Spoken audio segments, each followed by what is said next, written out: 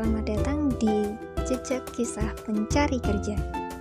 Jangan lupa klik like, komen, dan subscribe ya. Kali ini saya akan cerita tentang pengalaman saya ketika menjalani interview tahap 1 di PT Pungko Indonesia One Grobogan. Tapi sebelum membahas ke interview, saya mau bahas dulu tentang proses pendaftarannya ya. Saya daftar di PT Pungko Indonesia One ini sebagai Quality Assurance pada tanggal 31 Januari 2023 via email. Awalnya saya putuskan untuk mendaftar di PT Pungko ini karena review dari perusahaannya yang emang bagus, lowongan pekerjaan yang dibuka juga banyak, syaratnya juga dapat terpenuhi, dan lowongannya selalu di-reupload di portal pencari kerja. Nah, pada tanggal 16 Februari 2023 jam 15.13 itu ada email masuk yang mengundang saya untuk mengikuti proses penerimaan karyawan baru di bagian merchandiser via online atau via Zoom meeting pada tanggal 17 Februari 2023, yaitu di hari Jumat jam 8 sampai dengan selesai. Sebelum mengikuti interview tahap 1 ini, saya diminta untuk mengirimkan kembali softfile berkas lamaran lengkap, yaitu pas foto berwarna, surat lamaran kerja, CV, fotokopi ijazah, fotokopi transkrip nilai, fotokopi KTP, dan berkas pendukung lainnya melalui email yang tadi telah mengirimkan undangan untuk interview. Pengiriman ini dilakukan maksimal itu di hari Jumat tanggal 17 Februari ketika jadwal tes sebelum jam 7 atau maksimal jam 7. Dan selain itu, saya diminta untuk mempersiapkan alat tulis dan juga kertas HVS 3 lembar saat proses interview berlangsung. Nah, dari jarak saya kirim lamaran sampai saya dapat panggilan interview tahap 1 ini jaraknya lumayan lama ya, karena memakan waktu hingga 16 hari kerja. Karena pemberitahuan untuk interviewnya sore dan jadwal interviewnya pagi, jadi ya saya nggak belajar apa-apa gitu, pasrah aja lah. Apalagi yang awalnya saya daftar di Quality Assurance tapi dapatnya di merchandiser, ya agak pesimis gimana gitu. Nah, keesokan harinya jam 8 saya sudah join ke Zoom meeting untuk interview tahap 1 via link yang kemarin telah dibagikan di email.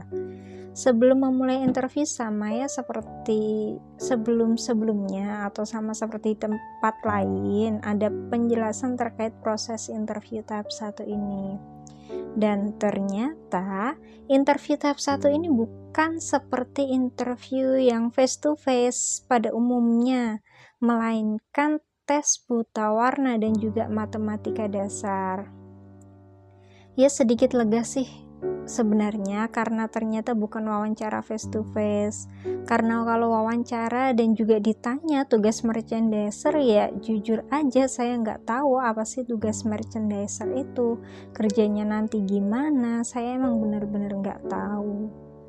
Kemarin kan diminta untuk bawa 3 lembar kertas HVS nih. Nah, fungsinya itu yang pertama digunakan untuk tes buta warna dan yang satunya digunakan untuk tes matematika dasar, dan yang terakhir itu untuk coret-coretan. Sebelum mulai mengerjakan, saya diminta untuk menulis nama dan juga posisi yang saya tuju di pojok kanan atas di masing-masing kertas yang telah disediakan. Kan tadi ada 3 kertas tuh, berarti di tiap kertas itu ada nama dan juga jabatan yang dituju. Untuk soal tes buta warna sama seperti tes buta warna pada umumnya, yang dimana kita diminta untuk menemukan siluet angka yang terdapat di perpaduan berbagai warna. Soalnya ini terdiri dari 10 soal dengan waktu kurang lebih 40 detik ya kalau nggak salah, saya juga sudah agak lupa berapa waktu yang tepat. Setelah waktunya selesai, nanti soalnya bakal otomatis hilang. Jadi manfaatkan waktu yang ada untuk mengerjakan dengan teliti dan juga cepat. Nah, untuk tes yang kedua yaitu tes matematika dasar, itu soalnya ada 25 soal dan waktunya kurang lebih 40 menitan kalau nggak salah juga ya, karena saya juga sudah agak lupa. Karena soal matematika dasar ya tentu aja nggak serumit soal tes intelijensi umum atau tes kompetensi dasar, karena memang soalnya hanya seputar pertambahan, perkalian, sama pembagian, jadi sederhana sekali. Bahkan angkanya juga bukan angka yang puluhan ribu atau ribuan atau angka-angka rumit yang komanya banyak, itu enggak, cuma benar-benar dasar-dasar sekali. Bahkan mungkin kalian nggak perlu kertas ketiga buat coret-coretan ya, kalau emang kalian sudah sering bergelut dengan angka. Saya rasa kertas coret-coretan juga tidak membantu terlalu banyak. Bahkan waktu yang disediakan tadi itu cukup tuh bagi saya untuk mengerjakan dan juga mengoreksi hasil kerja saya, kalau nggak 2-3 kali koreksi. Sama seperti soal pertama, setelah waktunya selesai, soalnya ini bakal otomatis menghilang. Jadi jangan sampai ada yang gak keisi, karena sayang banget waktunya udah lama. Soalnya juga soal matematika dasar, masa sih ada yang gak keisi gitu ya. Setelah kita mengerjakan soal, nanti kita diminta untuk scan hasil kerja kita dan dikirimkan dalam bentuk PDF via WA yang dikasih ketika kita selesai untuk tes buta warna dan juga tes matematika dasar ini. Kalau tidak salah, saya selesainya itu sekitar jam 8.30 atau jam 8.35an gitu ya. Saya diminta maksimal mengirimkan hasil kerja atau hasil jawaban saya itu maksimal pukul 8.45. Kalau sampai pukul 8.45 belum mengirimkan hasil tes, itu berarti dianggap gugur. Setelah saya mengirimkan hasil kerja saya, hasil tes saya, ada balasan dari HR, yaitu jika nanti saya lolos ke tahap selanjutnya akan diinfokan melalui email. Nah, namun jika sampai hari Jumat tanggal 24 Februari 2023 jam 1 siang tidak ada kabar, berarti ya mohon maaf sekali, saya tidak bisa lanjut ke tahap selanjutnya. Lanjut cerita, pada tanggal 20 Februari jam sekitar 14.47 saya dapat undangan untuk interview tahap 2 bagian merchandiser untuk hari Selasa tanggal 21 Februari 2023 jam 9.30, tempatnya di PT Pungko Indonesia One di Grobogan. Saya diminta untuk membawa berkas lamaran lengkap yang sama seperti yang kita kirim sebelumnya, yaitu pas foto berwarna, surat lamaran kerja, CV, fotokopi jasa, fotokopi transkrip nilai, fotokopi KTP, fotokopi KK, fotokopi SKCK, dan juga fotokopi kartu vaksin dan berkas pendukung lainnya.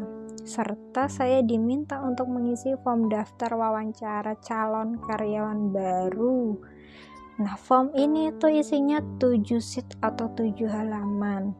Untuk form daftar wawancara calon karyawan ini dikirimkan kembali melalui email maksimal hari Selasa 21 Februari 2023 pada pukul 7, yaitu sebelum wawancara. Dan juga kita harus konfirmasi kehadiran dengan membalas email yang telah dikirimkan. Form daftar wawancara calon karyawan baru ini banyak sekali ya yang harus diisi, sampai 7 lembar.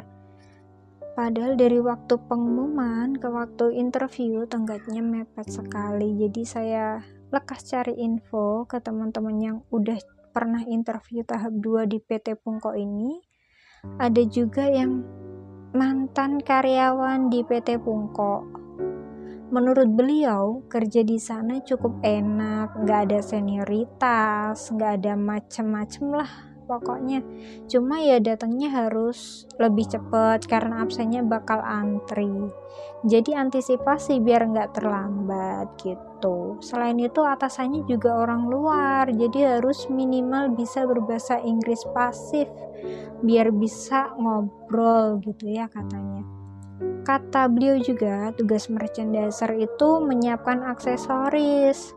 Nah, tapi kata teman saya yang satunya, tugas merchandiser itu sama seperti tugas marketing. Jadi agak bingung juga ya karena penjelasannya juga nggak sinkron.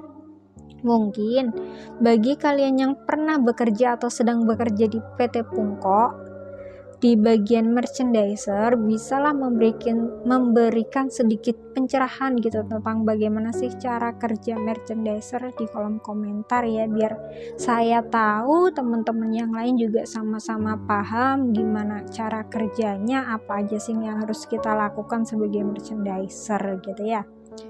Nah, teman saya yang satunya tadi itu sudah sampai pada tahap panggilan kerja, cuma nggak diambil karena emang pertimbangan jarak dan juga gaji.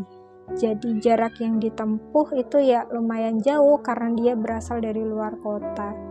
Apalagi Medan ke arah PT Pungko ini jalannya kurang bagus alias rusak ya untuk jalan ke arah selatan.